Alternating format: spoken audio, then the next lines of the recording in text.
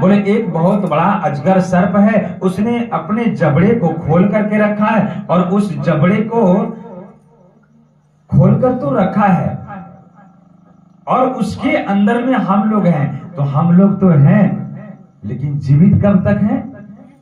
हम जीवित तब तक हैं जब तक कि उस सर्प ने अपने जबड़े को बंद नहीं कर लेता, तब तक हम जीवित हैं। और उस अजगर ने अगर अपने जबड़े को बंद कर लिया तो हमारी क्या हो जाती है?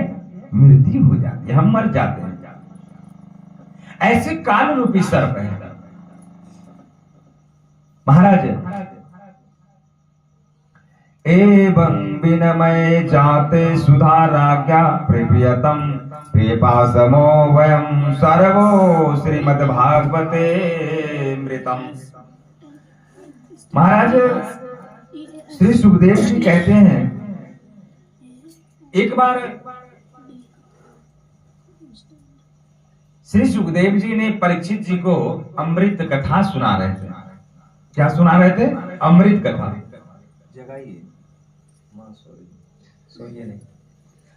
अमृत कथा सुना रहे थे और देवता लोग वहां से आए कि ये परीक्षित या श्री सुखदेव जी महाराज आकर के यह अमृत कलश अमृत कथा सुना रहे हैं, श्रीमद् भागवत कथा सुना रहे हैं और हम लोग भी सुनना चाहते हैं, तो क्या नहीं सुनाएंगे? महाराज सारे देवता लोग आए और आकर के कहा, हे महाराज हमारे पास यह अमृत कलश है। क्या है? अमृत कलश। और अमृत कलश आप ले लीजिए और इसके बदले में आप श्रीमद् भागवत कथा का दान दे दीजिए।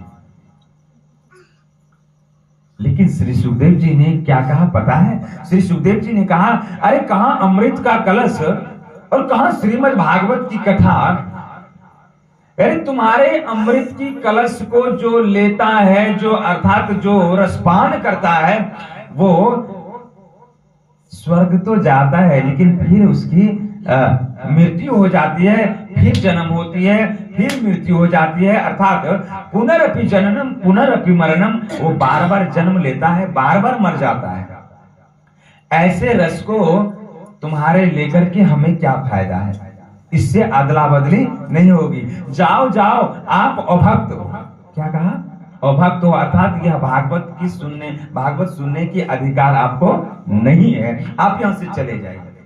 अब आप सोच सकते हैं कि ऐसे श्री सुखदेव जी ने देवताओं को क्या कहा? तो अभक्त कह दिया। आप अभक्त हैं। क्या कहा?